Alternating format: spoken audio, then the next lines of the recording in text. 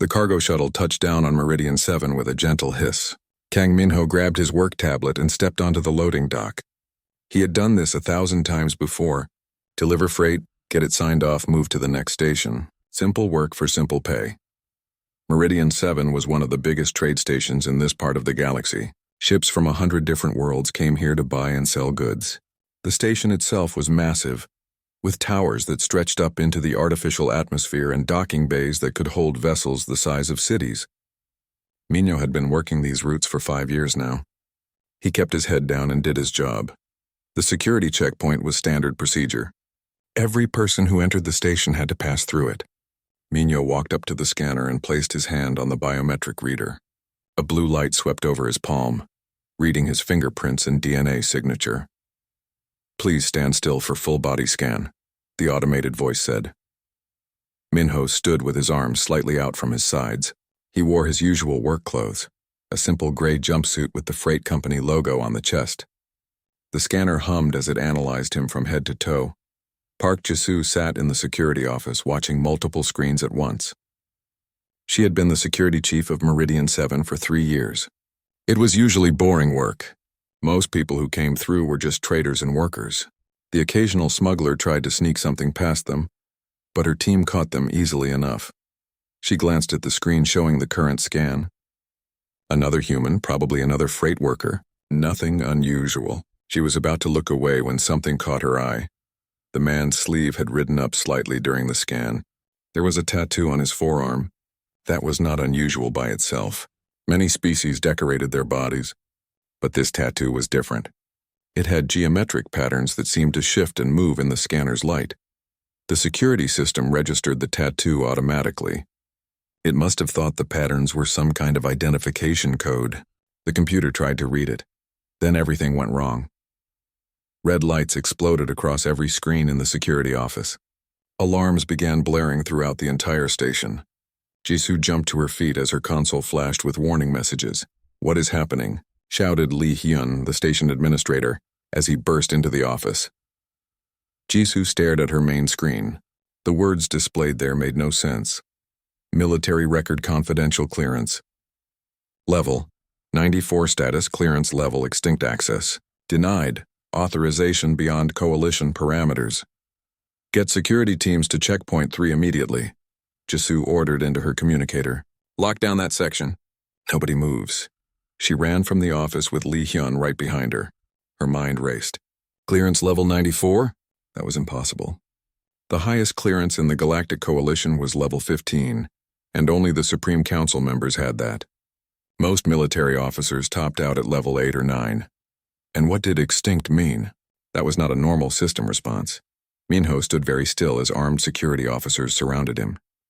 He recognized the look in their eyes, fear mixed with confusion. The 4-armed Vexithari officer named Vexithari pointed a plasma rifle at his chest. 2 other guards, both from species he did not recognize, took positions on either side. "Do not move," Vexithari said. His translator made the word sound harsh and mechanical. "I am not moving," Minho replied calmly. Park Jisoo arrived with a dozen more security personnel. She studied the man in front of her. He looked completely ordinary. Average height for a human, dark hair, maybe in his early 30s. He wore the plain clothes of a freight worker. Nothing about him seemed dangerous, but her system had just crashed trying to read his clearance level. "Who are you?" she demanded. "Kang Minho, freight worker for Hanseong Transport. My credentials are in my tablet. Your credentials say you are a basic civilian, but my scanners say you have a military clearance that should not exist." "Explain this," Minho sighed. He looked tired suddenly, much older than he appeared. "I was hoping to avoid this." "Avoid what?" "Answer the question." "I cannot answer without proper authorization. You do not have the clearance to hear what I would need to tell you." Jisoo felt her anger rising. "I am the security chief of this station. I have level 9 clearance. That is more than enough for any human. Not for this." Minho met her eyes steadily. "You need to contact Coalition Command. Tell them you found someone with extinct level clearance. They will know what to do." Lee Hyun had been listening to everything. He pulled Jisoo aside. "We should space him. This is clearly some kind of hack or trick." "The scanners do not lie," Jisoo said quietly. "And he is too calm. Something is very wrong here." She made the call to Coalition Command. The response came faster than she expected. Within minutes, 3 Coalition warships changed course toward Meridian 7. Whatever this was, the military was taking it seriously. They moved Minho to a holding cell. He went without resistance. Jisoo watched him through the security feed. He sat on the bench with his hands folded, looking at nothing in particular. He did not seem worried or angry, just waiting. "Run a deep scan on him," she ordered her team. "I want to know everything about this man." The results came back strange. Kang Minho had existed as a person for exactly 5 years. Before that, there was no record of him anywhere. No birth certificate on Earth, no childhood medical records, no school history. He simply appeared 5 years ago with perfect documentation and started working as a freight hauler. "This makes no sense," Vexathari said, reading the report. "How does a human with no past have a clearance level from before the Coalition was formed?" "What do you mean, before the Coalition?" Jisoo asked. "I checked the database. Clearance levels above 50 have not been used in over 600 years. They belong to the old military structure, before the current system was created. The term extinct in our security codes refers to authorization levels from species or organizations that no longer exist." Jisoo looked back at the screen showing Minho. "So, either our system is broken, or we have a man in custody who carries credentials from something that died centuries ago. There is a third option," Lee Hyun said quietly. "Maybe it did not die. Maybe we just forgot about it." The first Coalition ship arrived 4 hours later. A commander named Yi Soman came aboard with a team of intelligence officers. She went straight to the holding cell where Minho waited. Jisoo and Lee Hyun watched from the observation room as Yi Soman entered the cell alone. She sat across from Minho and studied him for a long moment. "Do you know what you have done?" Yi Soman asked. "Yes," Minho said. "I broke protocol, but I had no choice. There are always choices. Not when the alternative is letting people die because they do not know what is coming." Yi Soman leaned forward. "What is coming?" Minho looked at her directly. "How much do you know about the Silence War?" The commander's expression did not change, but Jisoo saw her hands tighten on the table. "There is no record of any conflict by that name." "Exactly," Minho said. "And that should terrify you." Commander Yi Soman did not sleep that night. She spent hours reviewing every database the Coalition had access to.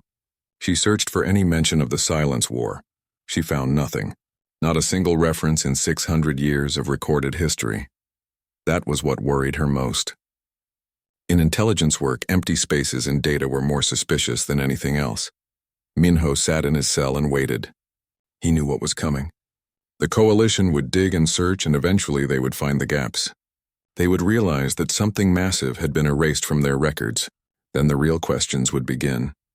He looked at the tattoo on his forearm. The geometric patterns seemed simple, but they held more information than most computers could process. Every line and curve was a compressed data file. Every intersection point was a neural link. The tattoo was not ink. It was a living interface built into his skin at the cellular level. It had been quiet for so long. Now it hummed with energy, responding to the scans and probes. Part of him wished it would go quiet again. The other part knew that was impossible now. Park Jisoo entered the observation room to find Yi Soman still studying recordings of the interrogation. The commander looked exhausted.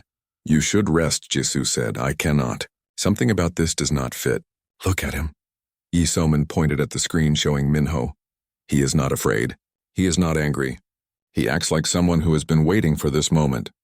"Waiting for what?" "That is what I need to find out." An alert came through on Yi Somin's communicator. She read it and her expression changed. "We have a visitor. Ambassador Choi Daeun is demanding access to the prisoner. She says he is a human citizen and has rights."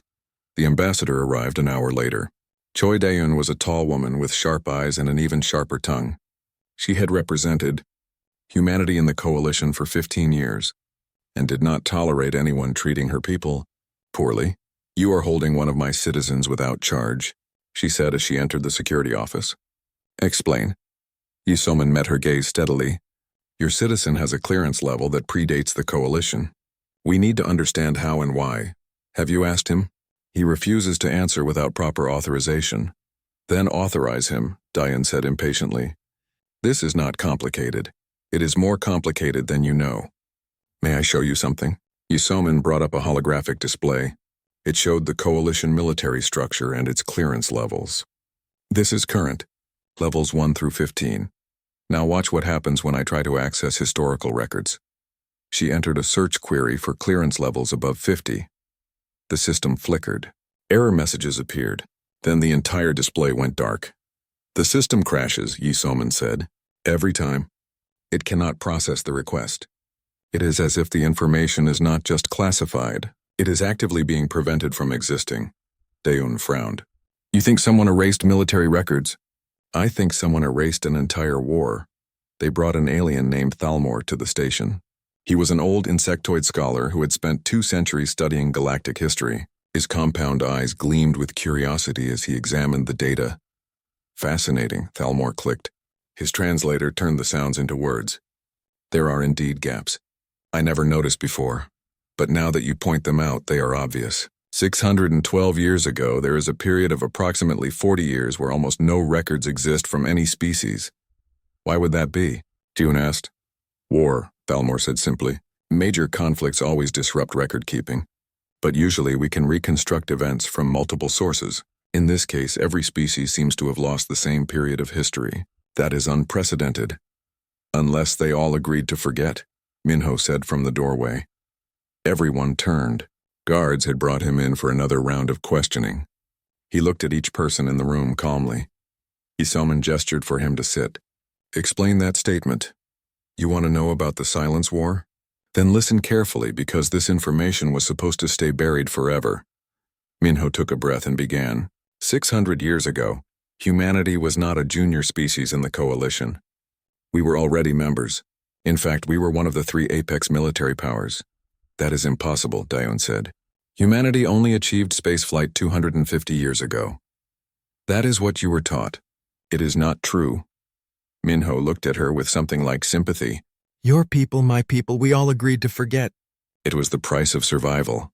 He continued talking, and the room grew quieter with each word. 600 years ago, something came from beyond the galaxy. The coalition called them the Devourers. They were not like any enemy anyone had fought before. They did not want territory or resources. They consumed everything. Matter, energy, even the fabric of space itself. The coalition fought back with everything they had. Hundreds of species contributed ships and weapons. But the Devourers kept coming. For every ship destroyed, 3 more appeared. Entire star systems went dark. Humanity had been part of the coalition for 200 years at that point. They were known for their adaptability and creative thinking. When conventional weapons failed, humans started experimenting with more dangerous technology. They developed something called fracture point weapons. These devices could target the quantum structure of matter and make it uncertain. Reality itself became unstable around them. A ship hit by fracture point technology did not explode. It simply stopped being sure it existed, and then it did not exist anymore. The weapons worked. They worked too well. We pushed the Devourers back, Minho said quietly, but the cost was terrible. The fracture point weapons damaged space itself. Areas where major battles happened became dead zones. Nothing could exist there. No matter, no energy, not even light. We were winning the war but destroying the galaxy in the process. So the coalition leadership made a decision. They called it the Council of Last Light. Thalmor made a clicking sound of distress. I have heard that name before. Just the name, nothing else. I thought it was a myth. It was real, Minho said. At the council, humanity made an offer. We would use the fracture point weapons one final time. We would target the Devourer home fleet and their main staging areas. We would hit them so hard they would never return. But there was a price. Using weapons that powerful would require enormous energy and coordination. It would also create permanent damage to multiple regions of space. The galaxy would be safe but scarred forever. And humanity volunteered for something else. We would accept responsibility. We would dismantle our entire military. We would erase our own history. Earth itself would be reset. Daeun stood up. Reset? What does that mean? It means your ancestors agreed to have their memories altered. Every human except for a small group of volunteers. The military infrastructure was dismantled or hidden. All records were erased. Earth was repopulated with humans who believed they were a young species just discovering space travel. You are saying everyone on Earth had their memories wiped? Daeun's voice shook. That is genocide. That is stealing an entire culture. It was survival, Minho said firmly. And it was voluntary. 78% of humanity voted for the forgetting protocol. They understood what was at stake. If humanity kept the fracture point weapons, someone would eventually use them again. Maybe against the Devourers if they returned. Maybe against another threat. Maybe against other coalition species in some future conflict. The weapons were too dangerous to exist, and humanity was too good at making them, so we chose to forget how. We chose to forget the war entirely. We chose to become children again, so that future generations could grow up without the weight of what we had done. The room was silent for a long moment. And you? Yisomin asked quietly. You remember? I am a witness, Minho said. 12 of us volunteered to keep our memories. We went into deep cryosleep. We were supposed to sleep forever, or until humanity faced an extinction-level threat again. Our purpose was to make sure the sacrifice was not forgotten by everyone, and to be ready if the galaxy needed us again. Why did you wake up? Jisoo asked. She had been listening from the doorway. Minho looked at her, and for the first time she saw real fear in his eyes. Because the Devourers are coming back. The news spread through coalition space like fire. A human with impossible clearance, claims of a forgotten war, accusations that history itself had been rewritten. Some species demanded answers, others called it a human trick. The Galactic Council convened an emergency session for the first time in 40 years. Ambassador Choi Dayun stood in her quarters and tried to process everything. Her entire life had been built on understanding human history. She had studied it at the best universities. She had written papers on humanity's first contact with alien life, on the struggles of early colonization, on the pride of being accepted into the coalition as a junior member working toward full status. All of it was apparently a lie. Her communicator buzzed. Earth's government wanted a briefing. They wanted to know if this Kang Minho was telling the truth or spreading some elaborate conspiracy theory. I do not know, she admitted to the council members on the screen, but we need to find out. A scientist named Dr. Han Jiwon appeared on another channel. She was a xenoarchaeologist, someone who studied the ruins and artifacts of ancient civilizations. She looked excited and disturbed at the same time. Ambassador, I need to show you something. I have been researching Earth's archaeological record. There are gaps, inconsistencies that I always thought were just missing data. But now, Jiwon shared her screen. It showed dig sites from various places on Earth. Look at this. We find ruins from 800 years ago, then we find ruins from 400 years ago. But between those dates, almost nothing. As if civilization just stopped for 200 years and then started again. That could be explained by any number of factors, Daeun said, but her voice lacked certainty. There is more. We have found orbital construction debris. Old satellite fragments that carbon dating says are 700 years old. But we did not have satellites 700 years ago. We should not have had anything in orbit until 300 years ago at most. What are you saying? I am saying the evidence supports Minho's story. Someone did reset human civilization, and they were very thorough about it. The Coalition Supreme Council met in a massive chamber that could hold representatives from 500 species. Today it was full. Everyone wanted to hear what the human had to say. Councillor Nexthul presided over the meeting. He was an energy-based being, looking like a column of blue light shaped vaguely like a humanoid form. He had led the council for over 300 years. Bring in the human, Nexthul commanded. Minho entered the chamber escorted by guards. He wore simple clothes, still looking like an ordinary freight worker, but everyone in the room now knew he might be anything but ordinary. Kang Minho.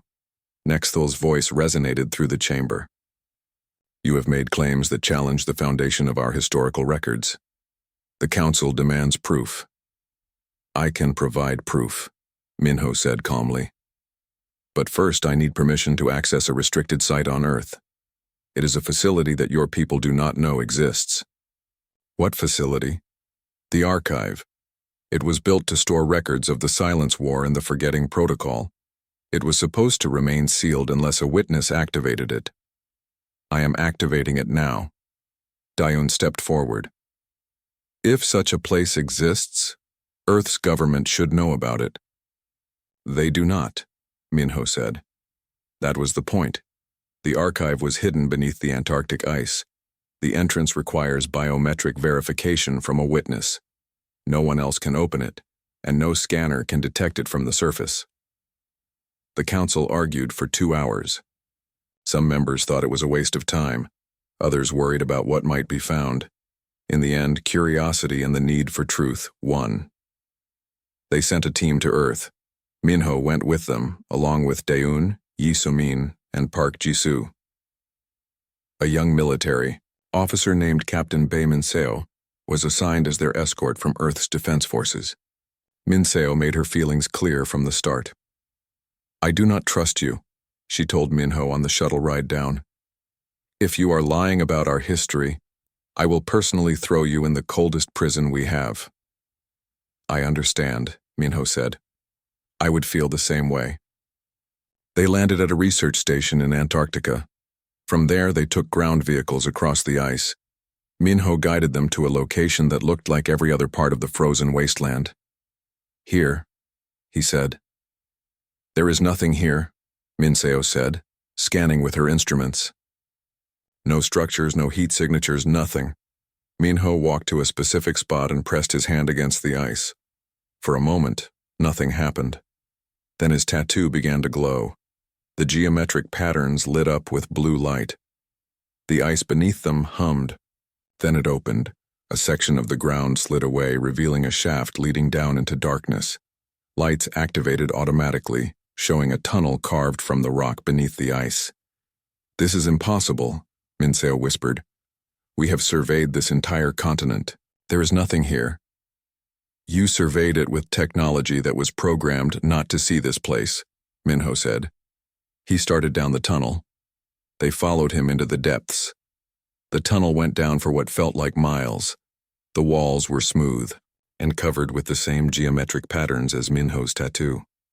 They pulsed with faint light as the group passed. Finally, they reached a massive door. Minho placed his hand on it and the door opened. The archive was enormous.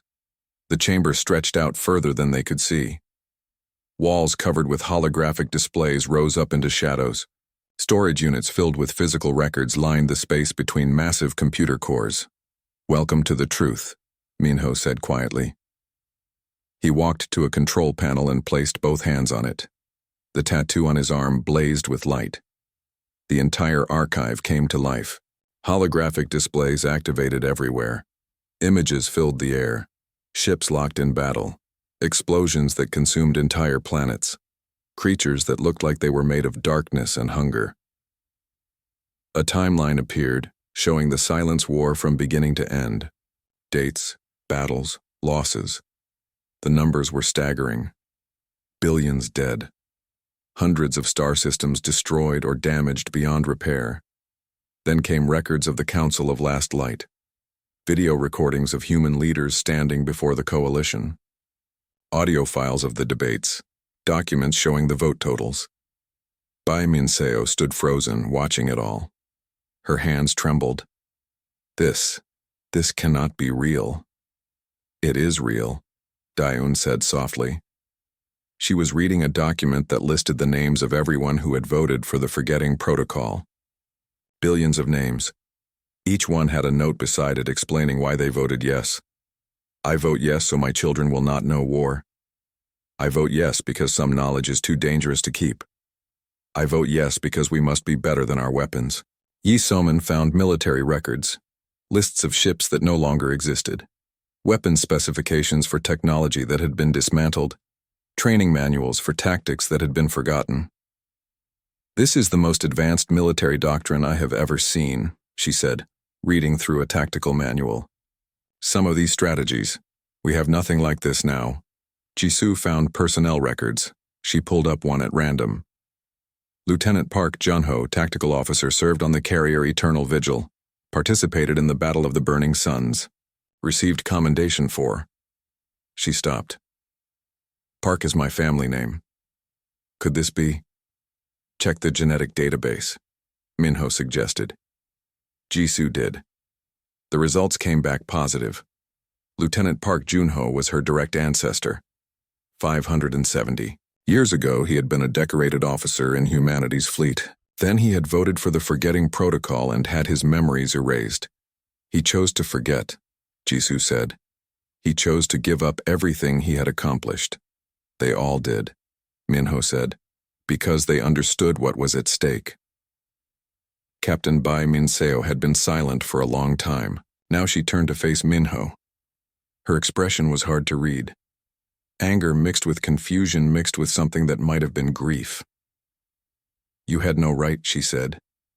You had no right to take our history, to steal our accomplishments, to make us think we were nothing but primitives crawling into space. You are right, Minho said. We had no right. That is why it was put to a vote. And the people chose to forget. They chose wrong. Maybe, but it was their choice to make. Daeun stepped between them. We can debate the morality later. Right now, we need to understand why Minho woke up. He said the Devourers are coming back. We need to know if that is true.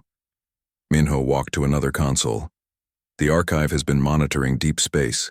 It uses detection systems that the modern coalition does not have. Systems designed specifically to identify Devourer energy signatures. He pulled up a star map. Red dots appeared at the edge of the galaxy. There were dozens of them, hundreds. They are coming, Minho said. And they are coming in force. I detected the first signals 6 months ago. That is when I woke up from cryo-sleep. I spent the time trying to verify the contacts and determine their approach vector. Why did you not warn anyone immediately? Yi Soman demanded. Because no one would have believed me. I needed to be exposed first. I needed people to start questioning history. Only then would anyone listen when I showed them this. Nexthl's hologram appeared in the archive. The counselor had been watching everything remotely. His light pulsed with what might have been distress. We barely survived them the first time, Nexthl said. And that was with humanity's weapons. What do we do now? Minho looked at each person in the chamber. We have a choice. We can try to fight with what we have now and probably lose. Or we can wake. Earth's government faced the impossible task of telling billions of people that their history was a lie. They debated for 3 days straight. Some wanted to keep everything secret. Others argued that people deserved the truth. Ambassador Choi Daeun made the argument that changed minds. Our ancestors had the courage to choose, she said to the assembled leaders. They voted on the forgetting protocol knowing what it would cost them. Do we have less courage than they did? Will we treat our people like children who cannot handle difficult truths? The vote was close, but truth won. The broadcast went out across Earth and every human colony. The message was simple and devastating. Your history was rewritten. You are not who you think you are. An ancient enemy is returning. You must choose what to do. The reaction was chaos. Some people refused to believe it. They called it a hoax, a conspiracy, government manipulation. Others wanted to know more. They demanded access to the archive. They wanted to see proof with their own eyes. Riots broke out in several cities. People angry at being deceived. People scared of what was coming. People simply overwhelmed by information that shattered their understanding of reality. Park Jisoo watched it all from Meridian 7. She had returned to the station but found it hard to focus on work. She kept thinking about Lieutenant Park Junho, her ancestor who had been a war hero and chose to erase himself. Did he regret it? She wondered aloud. Probably, Minho said. He had come to the station's observation deck looking out at the stars. But he did it anyway. That is what courage looks like. I want to remember, Jisoo said suddenly. If you can restore what was taken, I want it back. I want to know what he knew. I want to serve the way he served. It will change you, Minho warned. You will not be the same person after. The memories are not just information. They include training, combat experience, loss. You will remember things you never lived through. I understand. I still want it. She was not alone. Across human space, thousands volunteered for the restoration procedure. They wanted their history back. They wanted to fight with every advantage they could get. Captain Bae Minseo was one of them. She came to the archive and found Minho there, coordinating with a medical team led by Dr. Park Jimin. I am volunteering, Minseo announced. Minho looked at her carefully. You were angry before. You said we had no right to take human history. I'm still angry, but anger will not stop what is coming. And I am a soldier. If there is a way to be a better soldier, I will take it. Dr. Park Jimin explained the procedure. We will use the neural templates stored in the archive.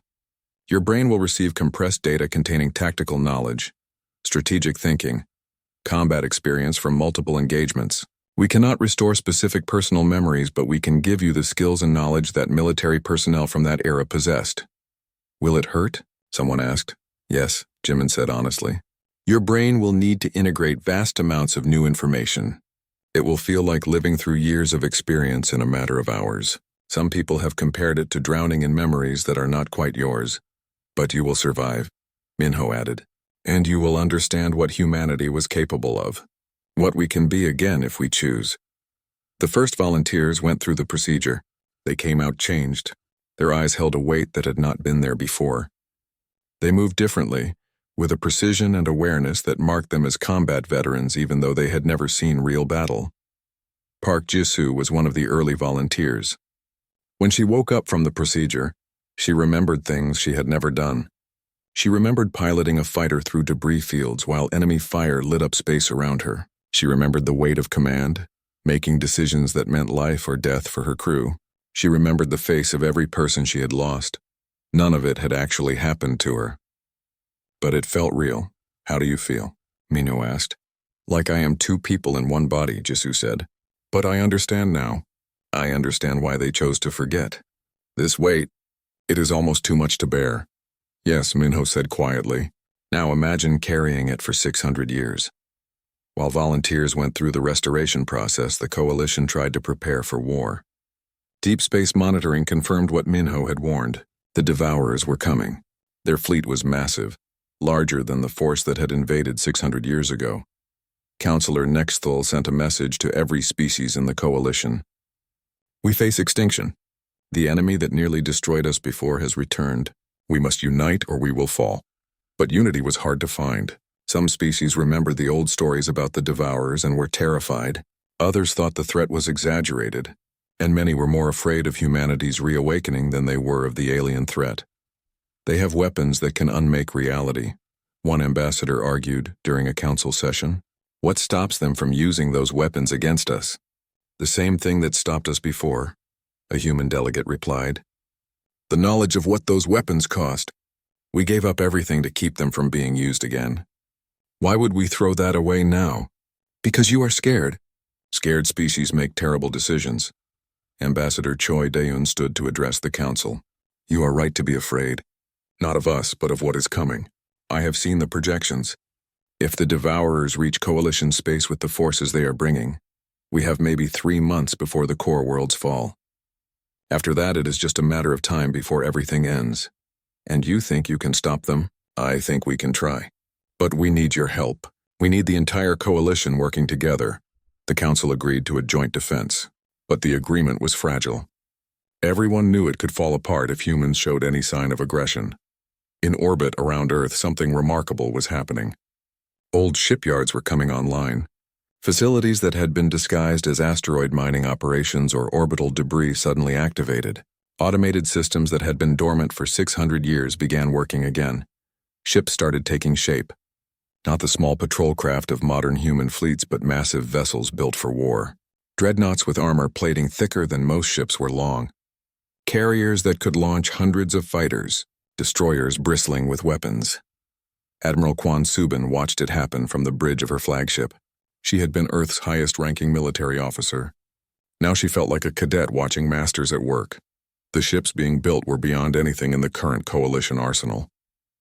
They moved faster, hit harder, and could take damage that would destroy 3 modern vessels. This was what humanity had been before the forgetting. It is beautiful, she said to Minho, who had come aboard to coordinate with her staff. And terrifying. Yes, Minho agreed. We were very good at war. That is why we chose to stop. Another witness had awakened. His name was Yoon Seokjin. He looked younger than Minho, but his eyes held the same ancient weight. He brought news from the outer colonies. 8 of the 12 witnesses survived the cryosleep, Seokjin reported. The others either suffered equipment failure, or their facilities were discovered and destroyed over the centuries. But 8 of us are here now. That will have to be enough, Minho said. Together, the witnesses formed a council. They had the authority to access humanity's old military systems. They could activate weapons and ships that had been hidden. They could unlock tactical databases that held 600 years of combat experience. But they could not force people to fight. That had to be a choice. Earth held a vote. It was broadcast live across every human world and station. The question was simple. Should humanity reclaim its military heritage and fight? Or should they stay as they were and trust the coalition to handle the threat? The debate was fierce. Some people argued that violence only led to more violence. Others said that choosing not to fight was the same as choosing to die. Captain Bai Minseo spoke at one of the public forums. She had volunteered for memory restoration and now commanded one of the new destroyers being built. "I was angry when I learned the truth," she said. "I felt betrayed. Our ancestors took something from us without asking. But then I went through the restoration. I remember now, in a way. I understand what war cost, and I understand what it costs to refuse to fight when fighting is necessary. Our ancestors chose to forget because they won. They beat the Devourers and they put away their weapons. They earned the right to become something other than soldiers. But we have not won yet. The fight is not over. And I think our ancestors would forgive us for picking up weapons they put down, if that is what survival requires." The vote came in. 82% of humanity chose to fight. To remember, to become again what they had once been. It was more than had voted for the forgetting protocol 600 years ago. On Meridian 7, Park Jisoo prepared to leave the station. She had been reassigned to a carrier called Eternal Vigil, the same ship her ancestor had served on. It had been one of the hidden vessels restored and updated. Lee Hyun, the station administrator, came to say goodbye. "I never thought I would see anyone leave here to go to war," he said. "Neither did I," Jisoo admitted. "But here we are. Do you think you can win?" "I think we have to try. And I think humanity is very good at doing impossible things when we have to." In deep space, the Devourers came closer. Coalition scouts reported that the enemy fleet would reach the border systems within weeks. Time was running. The human fleet gathered at a location called the Fracture Line. It was the border between Coalition space and the empty void beyond. 600 years ago, this had been a battlefield. Now it would be one again. The flagship was called Indomitable Memory. It was a massive carrier built from old designs but using modern materials. Minho stood on the bridge wearing a uniform he had not worn in centuries. The rank insignia showed Fleet Admiral. It felt strange and familiar at the same time. Around him, the crew worked with quiet efficiency. Most of them had volunteered for memory restoration. They carried knowledge of battles they had never fought. They knew tactics that had not been used in living memory. They were soldiers built from the past to fight for the future. Park Jisoo commanded a fighter squadron aboard the Eternal Vigil. She sat in her cockpit running pre-flight checks. The fighter was sleek and deadly, armed with weapons that could punch through most armor. She knew how to use every system without thinking. The restored memories had given her instincts she had never earned. It felt like cheating, but it also felt necessary. Captain Bae Minseo commanded the destroyer, Soul's Pride. It was a smaller ship, built for speed and aggressive tactics. Her crew was young and scared but determined. They had all chosen to be here. "All ships report ready," her tactical officer said. "Good. Link us into the fleet network. I want to know what everyone else knows the moment they know it." The Coalition fleet joined them in waves, ships from 100 different species. Some were old allies. Others were former enemies who now fought on the same side. The Devourers had a way of making old grudges seem unimportant. Admiral Kwon Subin commanded the Coalition forces. She coordinated with Minho, but they had divided responsibility. The humans would handle direct combat. The Coalition forces would provide support and handle logistics.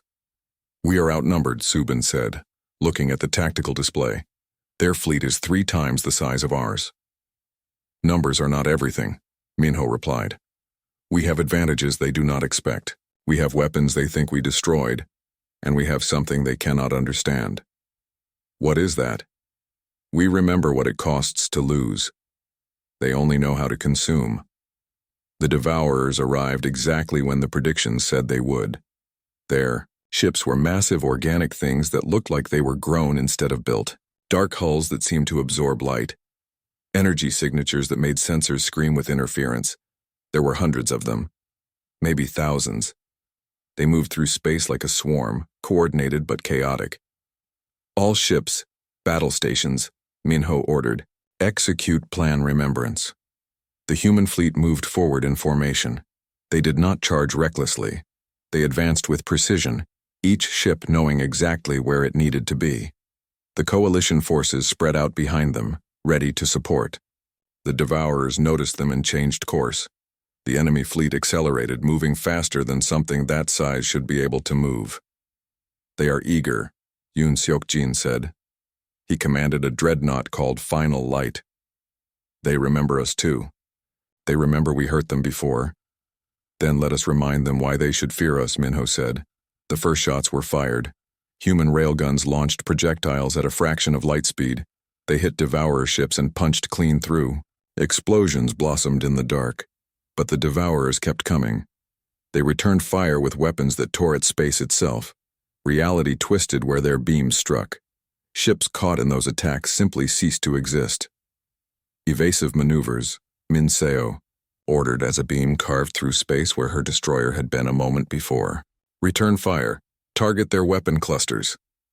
The battle became chaos. Ships weaving through space.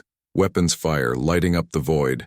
Explosions and screams over the communication channels. Park Ji-soo launched with her squadron. 12 fighters moving in perfect coordination.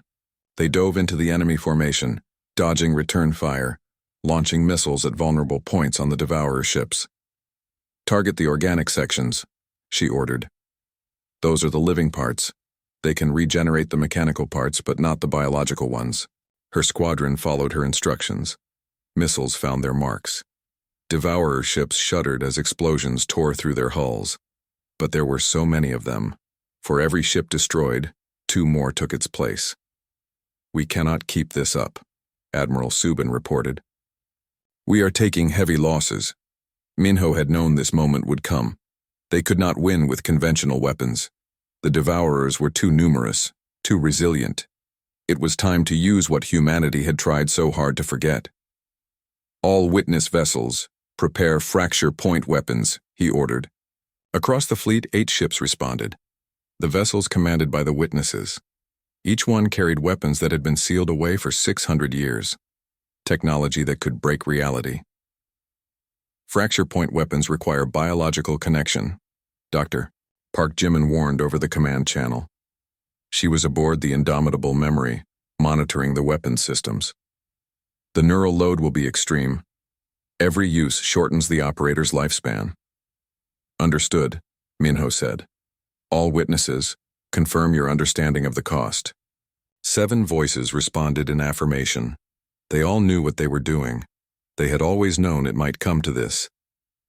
The fracture point weapons activated. They did not fire beams or projectiles. Instead, they targeted the space around enemy ships and made it uncertain. The quantum foundations of reality became unstable. Devourer ships caught in the effect began to flicker. They were there, then not there, then partially there. The uncertainty grew until it resolved in the only way it could. The ships stopped existing. Entire sections of the enemy fleet vanished. Just gone, as if they had never been. It is working, Seok-jin said. His voice sounded strained. Using the weapons was taking a toll on him, but the Devourers adapted. They spread out, making themselves harder to target. They focused fire on the witness vessels, recognizing them as the greatest threat. Lee Hyun was there. The station administrator who had first detained Minho now piloted a frigate in the support fleet. He watched as Seok-jin's ship took a direct hit. Final light is down, someone reported. Hull breach across multiple sections. Did he eject? Minho demanded. Negative. He is still aboard. He is still firing. Seok-jin kept using the fracture point weapon even as his ship died around him. He took out 3 more Devourer vessels before the final light finally exploded. Rest well, old friend, Minho said quietly. The battle raged for hours. More ships fell on both sides. The coalition forces fought bravely, but they were not trained for this kind of warfare. Only the humans with restored memories knew how to coordinate against an enemy like this. Then the real threat arrived. Contact, the sensor officer announced. Massive energy signature, something big coming out of warp. The Devourer hive core emerged from nothing. It was the size of a small moon, a vast organic construct that pulsed with dark energy. This was the intelligence that coordinated the entire invasion. This was what they had come to destroy. All remaining witnesses converge on the hive core, Minho ordered. This is what we came here for. 5 witness vessels remained. They moved together, supporting each other, fighting through the Devourer fleet toward their target. Park Jisoo and her squadron provided cover. They drew enemy fire away from the larger ships, sacrificing themselves to buy seconds of time. Jisoo, pull back, her wing commander ordered. You are too exposed. Negative, she replied. The witnesses need every second we can give them. Her fighter took a hit. Systems failed. She managed to eject just before the craft exploded. Her escape pod tumbled through space as the battle raged around her. The 5 witness vessels reached firing position. They formed a geometric pattern around the hive core, each ship at a precise point. Together, their fracture point weapons would create a cascade effect. They would target not just the hive core, but the fundamental structure of space around it. All vessels report ready, one of the witnesses said. Fire on my mark, Minho ordered. He could feel the weapon connecting to his nervous system. It was like drowning in mathematics. Equations that described how reality worked and how to break it. Mark. 5 fracture point weapons fired simultaneously. The space around the hive core became a nightmare of uncertainty. Reality tried to decide what existed and what did not. The hive core flickered between states of being, but it fought back. The hive core had its own weapons, its own way of manipulating space. It pushed against the effect, trying to stabilize itself. It is not enough, Admiral Subin said. The hive core is too large. It is resisting. Minho knew what had to be done. He had always known. Redirect all power to the fracture point weapon, he ordered his crew. Life support, engines, shields, everything. Admiral, that will kill us, his tactical officer said. I know. Do it anyway. The crew did not hesitate. They had all volunteered for this. They all knew the cost of failure. The indomitable memory poured everything it had into the weapon. The ship went dark as power drained away. The fracture point effect intensified. The hive core began to collapse. Its existence became more and more uncertain. It tried to stabilize, but there was too much uncertainty now. Reality could not hold it anymore. With a soundless implosion, the hive core ceased to exist. It did not explode. It simply stopped being sure it was there, and then it was not. The Devourer fleet lost coordination immediately. Ships began to drift.